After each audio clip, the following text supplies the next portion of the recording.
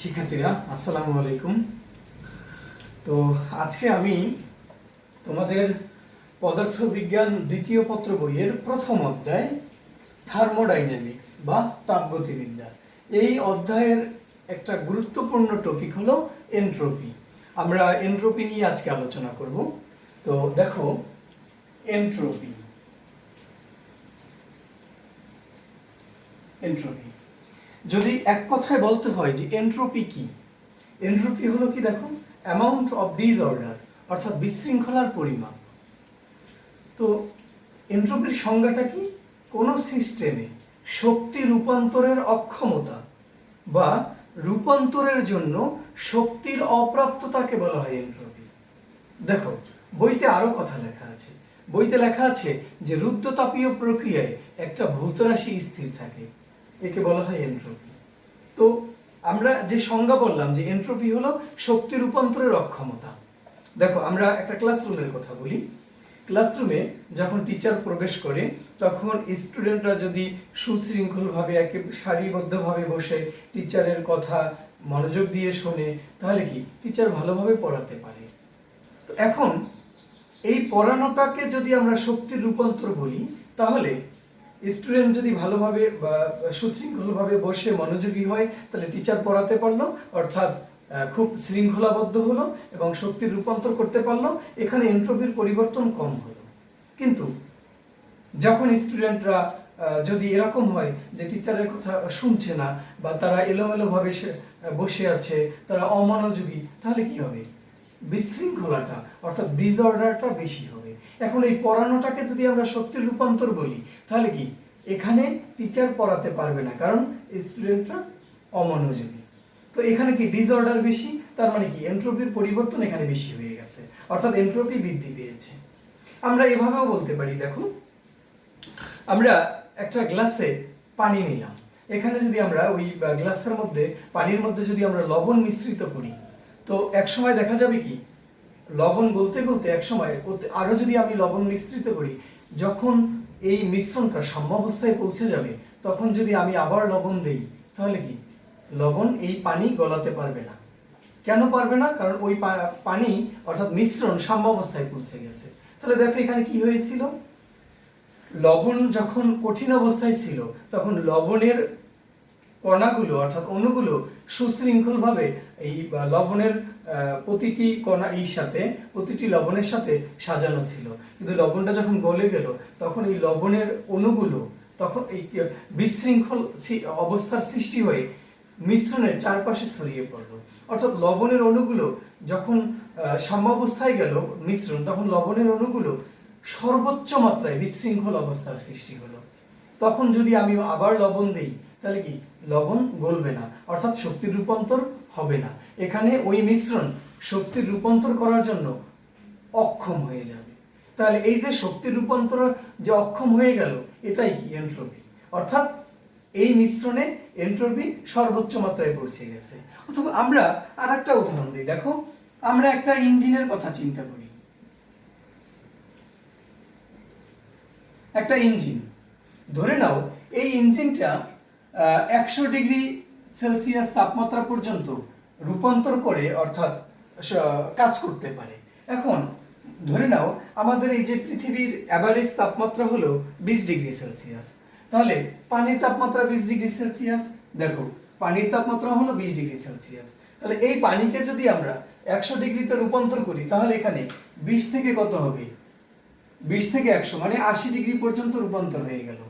তো দেখো, 20 থেকে 100 নিতে যে কাজ হয় তার ব্যবধান হলো কি 80। কিন্তু পৃথিবীর তাপমাত্রা যদি বৃদ্ধি পেয়ে 30 ডিগ্রি হয়ে যায়, তাহলে পানির অ্যাভারেজ তাপমাত্রা যদি 30 হয়, তাহলে দেখো 30 থেকে কোথায় যাবে? 100। তাহলে এখানে ব্যবধান হলো কত? 70 ডিগ্রি সেলসিয়াস। তাহলে কি এখানে আগে ব্যবধান ছিল 80, এখন ব্যবধান 70।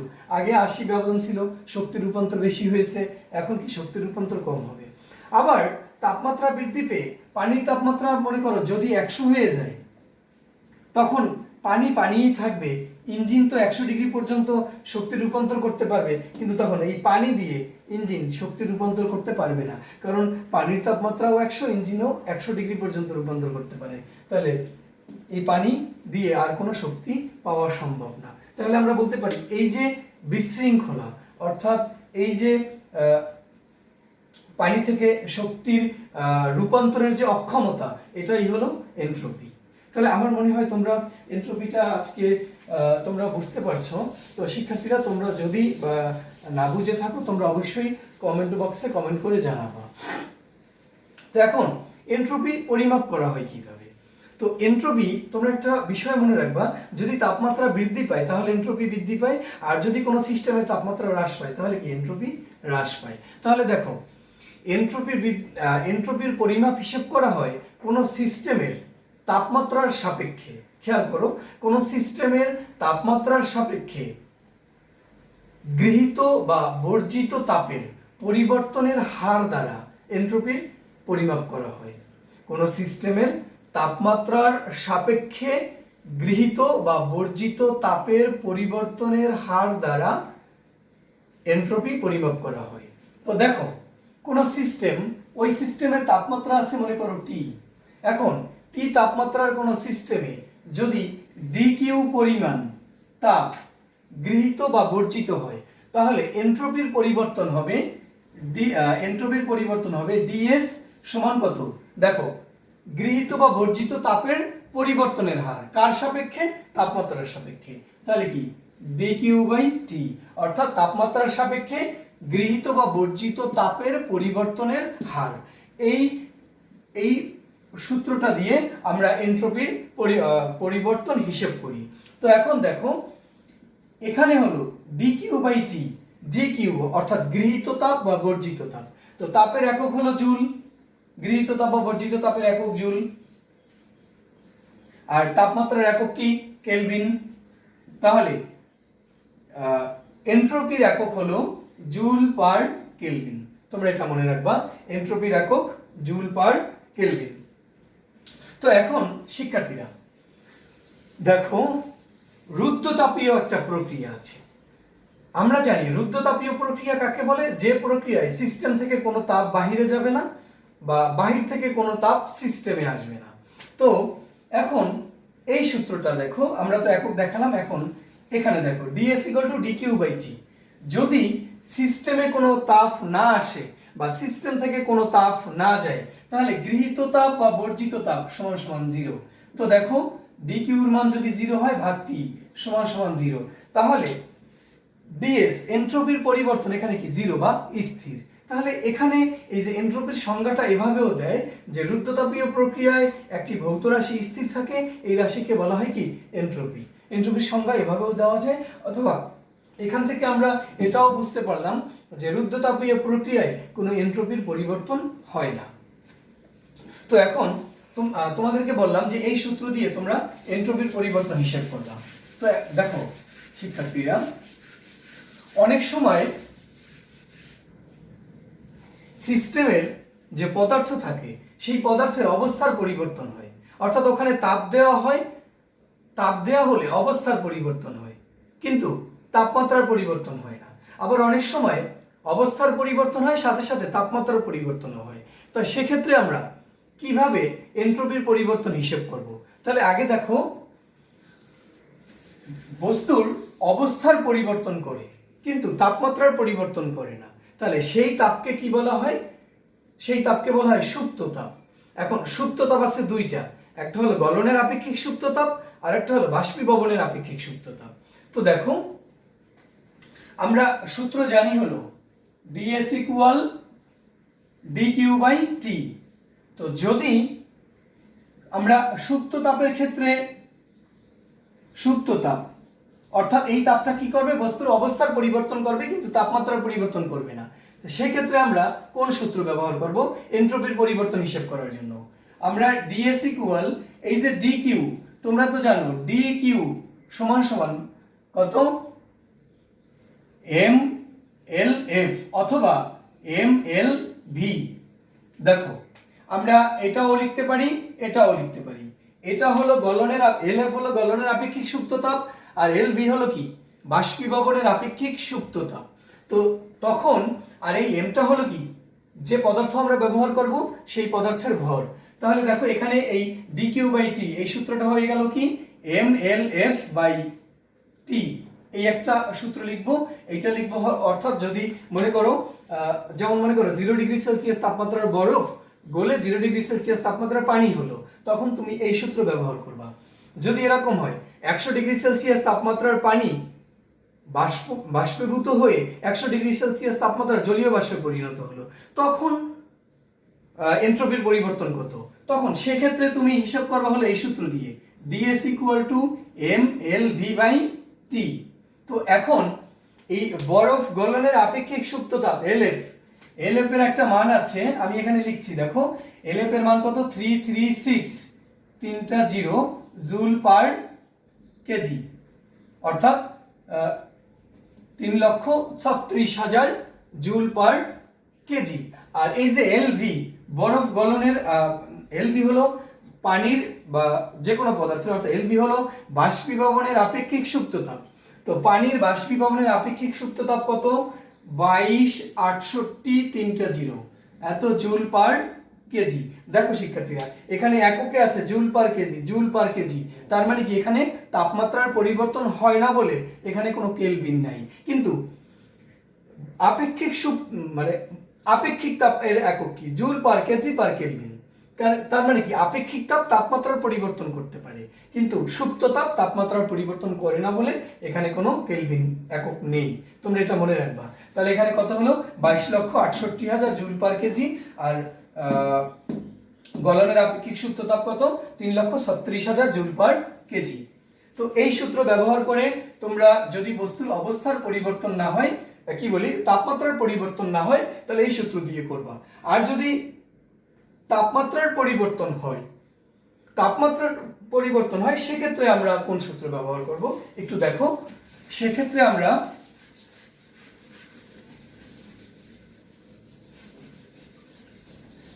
আমরা ব্যবহার করব, দেখো, ds সমান কত? dq/t। ধরে নাও একটা বস্তু তার তাপমাত্রা মানে তাপ দেওয়ার ফলে তাপমাত্রা কত? T1 থেকে T2 তে গেল। তো সেক্ষেত্রে আমরা হিসাব করব কিভাবে? এনট্রপির পরিবর্তন ds সমান ইন্টিগ্রেশন অফ dq/t। তো এখানে T1 থেকে T2 তে, তাহলে এটা হলো T1 আর এটা হলো T2। তো দেখো এই যে dq, এটা তো গৃহীত বা বর্জিত তাপ। তোমরা জানো গৃহীত বা বর্জিত তাপ কত? তোমাদের অবশ্যই তোমরা 9 পড়ে আসছো, মনে আছে? Q = ms ডেল্টা থিটা, তোমাদের এটা মনে আছে। তাহলে এখানে Q না হয়ে হলো dq, তাহলে ms, আর এই যে ডেল্টা থিটা না হয়ে এখানে আমি দিব হলো dt।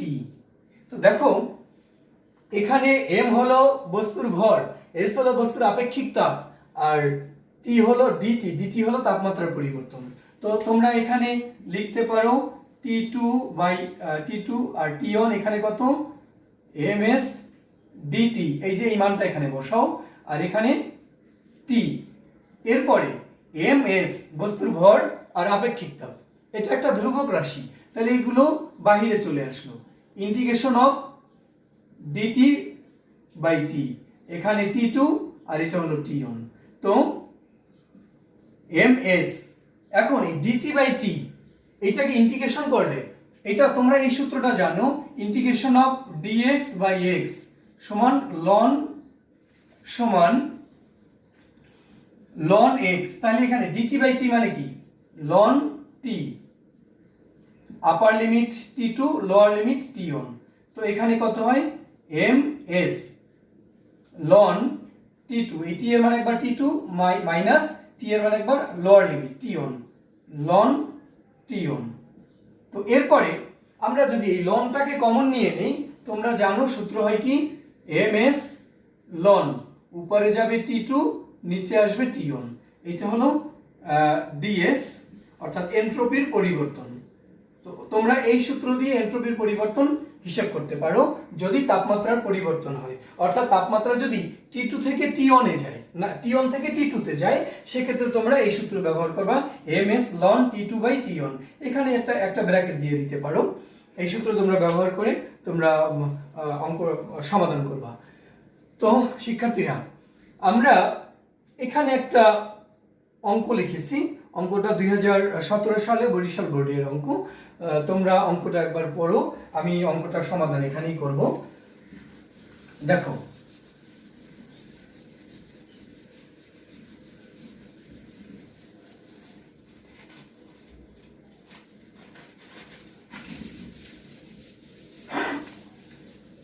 আমরা একবার অঙ্কটা পড়ি।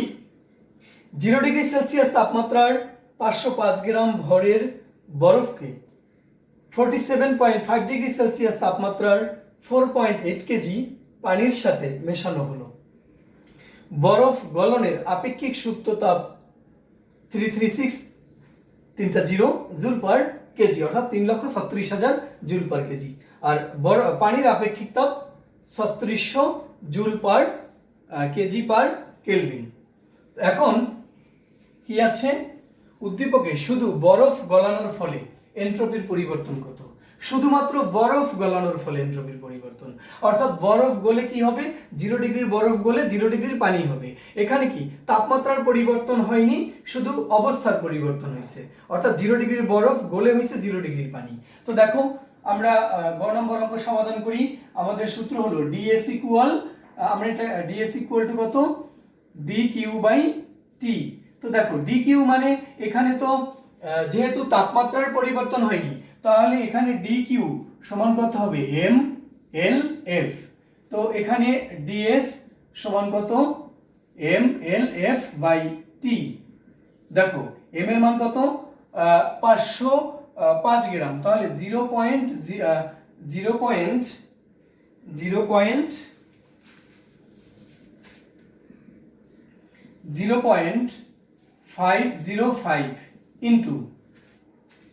ইন্টু এলএফ আপেক্ষিক সুপ্ত তাপ 3,36,000, আর টি এখানে দেখো 0 ডিগ্রির বরফ গলে 0 ডিগ্রির পানি হবে, তাহলে টি হলো কি 0 ডিগ্রি সেলসিয়াস বা 273 কেলভিন। অবশ্যই এটা কেলভিন এককে নিবা। তো দেখো এখানে রেজাল্ট কত আসে, রেজাল্ট আসে হলো 0.505 ইন্টু 336 ভাগ কত, 273। তো কত হলো, 621.53538 এত জুল পার কেলভিন। এটা হলো শুধুমাত্র বরফ গলার ক্ষেত্রে, বরফ গলে অর্থাৎ 0 ডিগ্রির বরফ থেকে 0 ডিগ্রির পানি হওয়াতে এন্ট্রপির পরিবর্তন হলে এত। তো এরপরে দ্বিতীয় প্রশ্ন কি, তুমি কিভাবে উদ্দীপকের মিশ্রণের মোট এন্ট্রপির পরিবর্তন নির্ণয় করবে?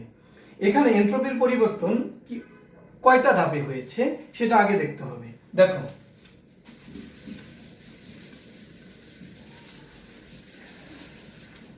ছিল হলো, এখানে ছিল বরফের ভর 505 গ্রাম বা এত কেজি বরফ, এর তাপমাত্রা ছিল 0 ডিগ্রি সেলসিয়াস। আর পানির তাপমাত্রা ছিল, পানি হলো 4.8 কেজি পানি, এত কেজি পানি, এর তাপমাত্রা ছিল কত, 47.5 ডিগ্রি সেলসিয়াস।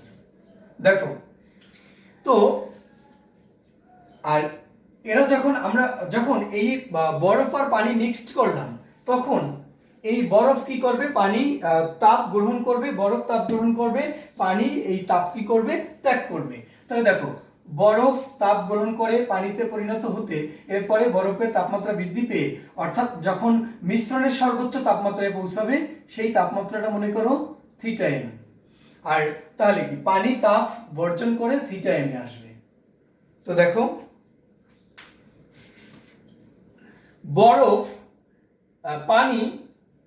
পানি তাপ বর্জন করে থিটা এম এ আসবে, আর বরফ তাপ গ্রহণ করে থিটা এম এ যাবে। তাহলে এখন এন্ট্রপির পরিবর্তন হয় তিনটা ধাপে। কিভাবে? 0 ডিগ্রির বরফ থেকে 0 ডিগ্রির পানি, আবার 0 ডিগ্রির পানি থেকে থিটা এম ডিগ্রি সেলসিয়াস তাপমাত্রার পানিতে যাবে। তাহলে বরফ থেকে পানিতে পরিণত হতে একটা এন্ট্রপির পরিবর্তন হবে, আবার পানি থেকে থিটা এম এর পানিতে পৌঁছাতে আর একটা এন্ট্রপির পরিবর্তন হবে। আবার এই পানি 47 থেকে যখন থিটা এম এ আসবে, 47 থেকে যখন থিটা এম এ আসবে তখন আবার কি এন্ট্রপির পরিবর্তন হবে। অর্থাৎ এখানে এন্ট্রপি 0 ডিগ্রি বরফ থেকে 0 ডিগ্রি পানিতে পরিণত হতে এন্ট্রপি বাড়বে, আবার 0 ডিগ্রির পানি থেকে থিটা এম এর পানিতে পৌঁছাতে এন্ট্রপি বাড়বে। কিন্তু 47.5 ডিগ্রি সেলসিয়াস তাপমাত্রার পানি থেকে এত ডিগ্রি সেলসিয়াস তাপমাত্রা অর্থাৎ থিটা এম এ আসতে এন্ট্রপি কি হবে? হ্রাস পাবে। তাহলে মোট এন্ট্রপির পরিবর্তন আমরা এই দুইটা যোগ করব, যোগ করে আবার এই দুইটা থেকে এটা মাইনাস করব, তাহলে আমরা মিশ্রণের মোট এন্ট্রপির পরিবর্তন আমরা পেয়ে যাব। দেখো আমরা তাহলে অঙ্কটা সমাধান করি।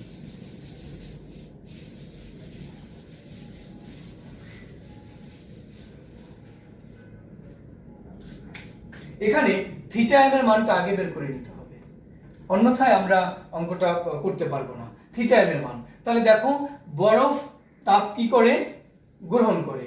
তো দেখো 0 ডিগ্রির বরফ থেকে 0 ডিগ্রির পানিতে পরিণত হতে গৃহীত তাপ Q1, 0 ডিগ্রির বরফ থেকে 0 ডিগ্রির পানিতে পরিণত হতে গৃহীত তাপ Q1, বা এটাকে তুমি এই স্থানও দিতে পারো Q1 MILF।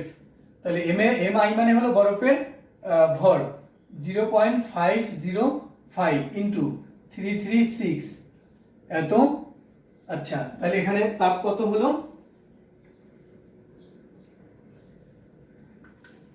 0.505 ইন্টু 336 169,680 এত জুল। এটা হলো 0 ডিগ্রি বরফ থেকে 0 ডিগ্রির পানি। এরপরে 0 ডিগ্রির পানি থেকে থিটা এম মিশ্রণের তাপমাত্রা এত এম এ পৌঁছতে গৃহীত তাপ Q2 equal M S delta theta. দেখো এম হলো কি? এই যে গলিত যে বরফটা বরফ গললো, সেই বরফ গলা পানির ভরও কি এতই হবে। তাহলে কত হলো? 0.505 ইন্টু, দেখো শিক্ষার্থীরা আমি আবার বলছি, বরফ গলবে তো এত গ্রাম বরফ গলে এত গ্রাম পানি হবে, তাহলে সেই পানির ভর, আর পানির আপেক্ষিক তাপ 4200। ডেল্টা থিটা কত? ডেল্টা থিটা হলো দেখো 0 ডিগ্রির পানি থেকে 0 ডিগ্রির পানি থেকে যাবে theta, theta M A, R 47.5 degree পানি থেকে আসবে কত? Theta M A. তাহলে অবশ্যই 0 এখানে ছোট, থিটা এম বড়, তাহলে থিটা এম মাইনাস 0। তো এখানে 0 তো ওটাকে বাদ যাবে, তাহলে দেখো এখানে কত হয়? 0.505 ইন্টু 4200 21 এত থিটা এম এত জুল। এটা হলো পানি কর্তৃক গৃহীত তাপ, অর্থাৎ 0 ডিগ্রি পানি কর্তৃক। এখন এই 47.5 ডিগ্রি সেলসিয়াস তাপমাত্রার পানি কর্তৃক বর্জিত তাপ, অর্থাৎ এই পানি 47.5 ডিগ্রি সেলসিয়াস তাপমাত্রার পানি কর্তৃক বর্জিত তাপ Q3 equal M S delta theta. M এর মান কত? এখানে কত পানির ভর কত? দেখো পানির ভর হলো 4.8 ইন্টু পানির আপেক্ষিক তাপ 4200। ডেল্টা থিটা কত? ডেল্টা থিটা এখানে হলো এখানে 47.5 মাইনাস থিটা এম,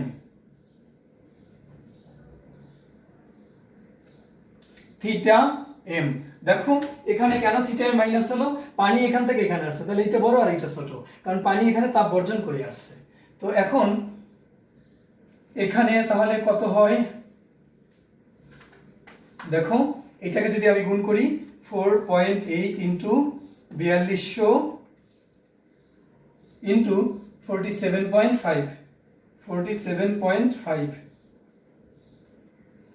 অর্থাৎ 957600 মাইনাস 4.8 ইন্টু 4200 20160 থিটা এম। তো এখন আমরা জানি তাপগতি আমরা যে জানি গৃহীত তাপ ইকুয়াল টু বর্জিত তাপ। দেখো শিক্ষার্থীরা, এরপর আমি Q1 এর মান আছে এত, Q1 এর মান এত, Q2 এর মান এত, আর এটা হলো Q3। তাহলে এই Q3 হলো আমাদের বর্জিত তাপ, আর Q1 আর Q2 হলো আমাদের গৃহীত তাপ। তাহলে আমরা লিখতে পারি গৃহীত তাপ সমান বর্জিত তাপ।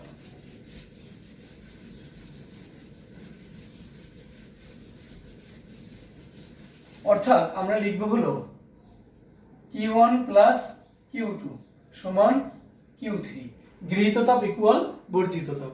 এখানে কত ছিল? Q1 169680 প্লাস Q2 এর মান কত? Q2 এর মান হলো 21, আচ্ছা এটা এখন মুছে দেই, 21 থিটা এম সমান এটা হলো Q3 957600 মাইনাস 20160 থিটা এম। তো এখন আমরা থিটা এমটা বের করব। এটা আছে মাইনাস, এটা আছে প্লাস, এইটা এই পাশে আসলে প্লাস হয়ে যাবে। 21 theta M plus 20160 theta M সমান, দেখো এইটা আছে কি এখানে প্লাস আর এটাও আছে প্লাস, তাই এটা এই পাশে গেলে মাইনাস হবে। তাহলে কি 95760 মাইনাস 169680। তো আচ্ছা একসাথে আমরা থিটা এম এর মানটা বের করে ফেলি। থিটা এম সমান কত হয়? এইটাকে মাইনাস করলে आंसर হয় কত? 95760 মাইনাস 169680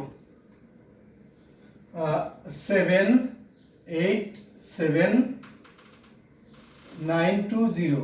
আর দেখো এই দুটো যোগ করলে কত হয়?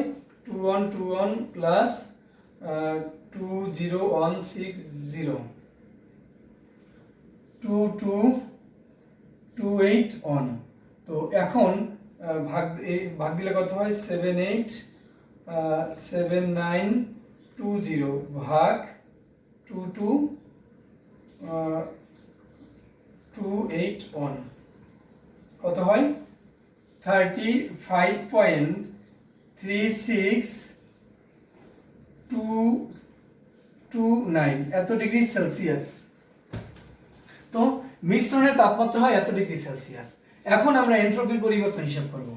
দেখো আবার তোমাদের একটু সুবিধার জন্য আমি আবার একটু দেখাচ্ছি। এটা হয় মিশ্রণের তাপমাত্রা, আমরা থিটা এম এই তাপমাত্রা এখানে আমরা মার্ক করে রাখলাম। দেখো পানি তাপমাত্রা আছে কত? 47.5, আর এখানে আছে বরফ, তাপমাত্রা কত? 0 ডিগ্রি সেলসিয়াস। তো বরফ থেকে হবে 0 ডিগ্রি পানি।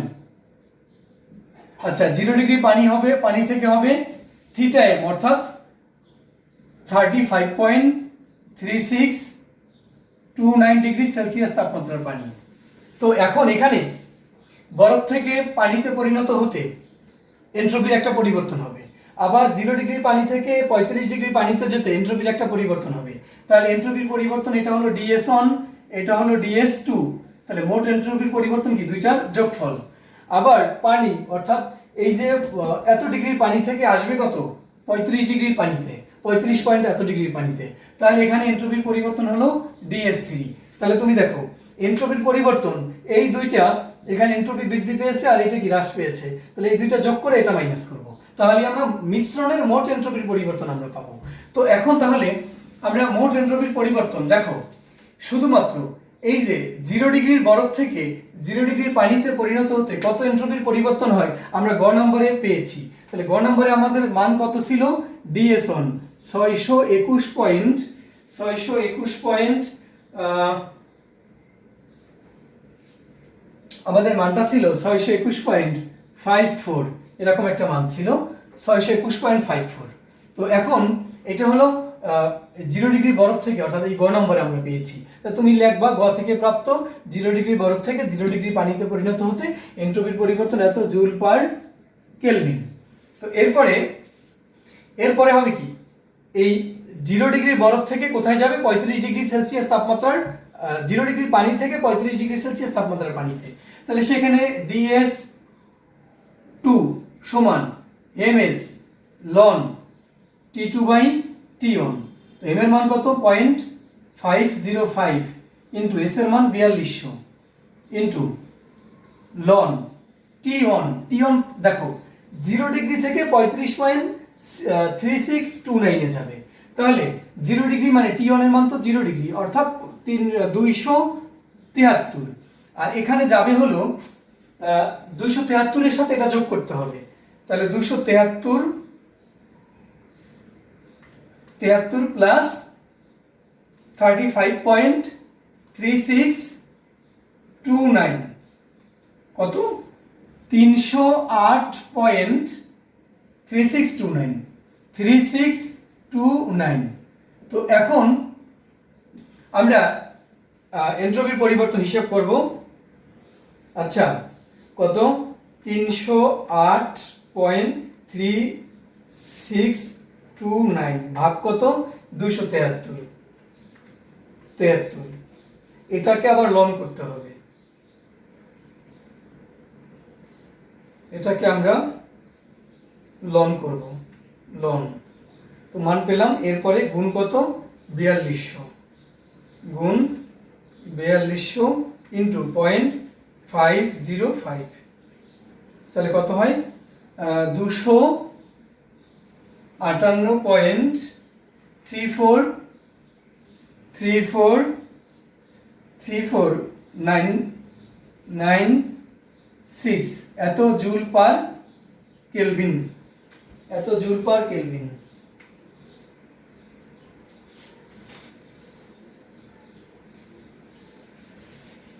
এত জুল পার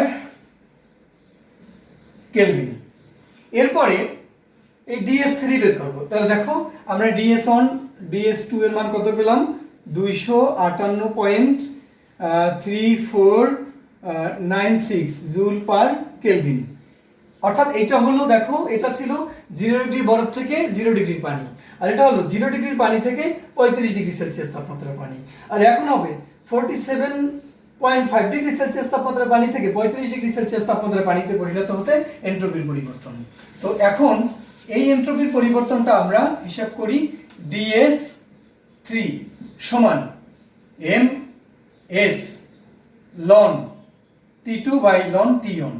তো দেখো এখানে M এর মান 4.8 কেজি, এই যে পানির ভর 4.8, S এর মান হলো 4200 লন T1 এর মান কত, 35। দেখো এখানে এখানে কত আসবে, 47 থেকে আসবে হলো 35-এ, তাহলে এটা T1 আর এটা T2, এখান থেকে এখানে আসবে। তাহলে এটা আদি তাপমাত্রা, এটা হলো চূড়ান্ত তাপমাত্রা। তাহলে এটা হলো T1 আর এটা T2। তাহলে T2 এর মান কত, 35 পয়েন্ট এত, তাহলে 35 এর সাথে 273 যোগ করলে হয় 308.3629। আর এখানে না, এটা তো হলো T1, এটা T2 হলো এইটা হলো এখানে T1 আর এটা হলো T2।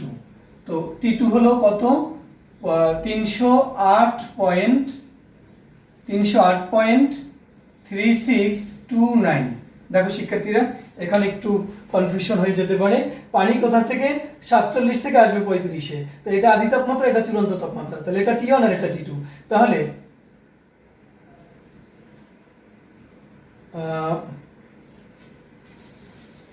আমরা মনে হয় ভুল করে ফেলতেছি, M এর মান হলো 4.8, S এর মান 4200 লন, এইটা হলো T1 আর এটা হলো T2।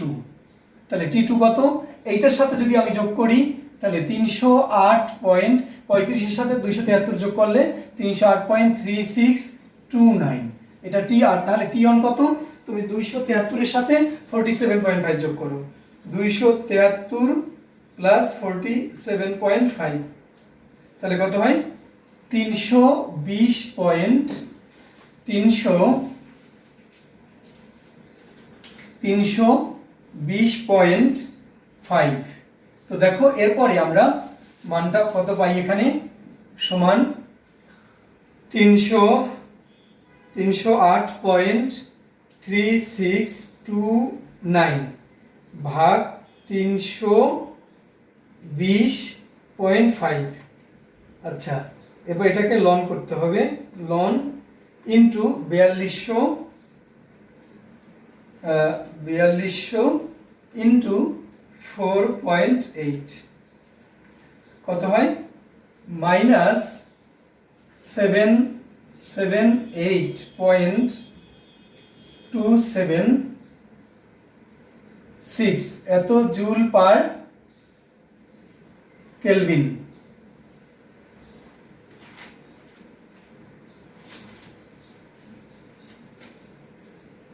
তো দেখো তাহলে আমাদের মোট এন্ট্রপির পরিবর্তন কত? মোট এন্ট্রপির পরিবর্তন ds সমান কত? ds1 plus ds2 plus ds3। তো ds1 কত? 621.54 প্লাস ds2 কত? 258.34 প্লাস এ দেখো এখানে প্লাস কিন্তু এখানে আছে কি মাইনাস, মাইনাস 778.276। দেখো তোমরা এটা যোগ বিয়োগ করো, তো 621.54 প্লাস 258.34 মাইনাস 778.276, তাহলে দেখো 101.604 এত জুল পার কেলভিন। তো দেখো শিক্ষার্থীরা, আমাদের মোট এন্ট্রপির পরিবর্তন হলো এত। মোট এন্ট্রপির পরিবর্তন কত? 101.604 জুল পার কেলভিন। এটা হলো মিশ্রণের মোট এন্ট্রপির পরিবর্তন। তোমরা এটা এই অঙ্কটা এভাবে করবা। আমি তোমাদের আরেকবার একটু বলছি, এখানে একটু কনফিউশন হয়ে যেতে পারে তোমাদের। দেখো পানি কোথা থেকে আসবে? পানি আসবে হলো 47 থেকে 35-এ। তো এটা আদি তাপমাত্রা, এটা চূড়ান্ত তাপমাত্রা, তাহলে এটা T1 আর এটা T2, তাহলে কি ln T2 বাই T1। তাহলে এই T2 উপরে T2, তাহলে T2 এর সাথে অর্থাৎ 35-এর সাথে যদি 273 যোগ করো তাহলে 308 পয়েন্ট এত আসে, আর এইটার সাথে যদি তুমি 273 যোগ করো তাহলে এটা তো T1, এটা আসে 320 পয়েন্ট এত। আমার মনে হয় তোমরা যে কনফিউশনটা ছিল এটা তোমাদের আমার মনে হয় কেটে যাবে। তো শিক্ষার্থীরা তোমরা অবশ্যই যে বিষয়গুলো বুঝো নাই সেখানে তোমরা অবশ্যই কমেন্ট করে জানাবা। আজকে এই পর্যন্তই, খোদা হাফেজ।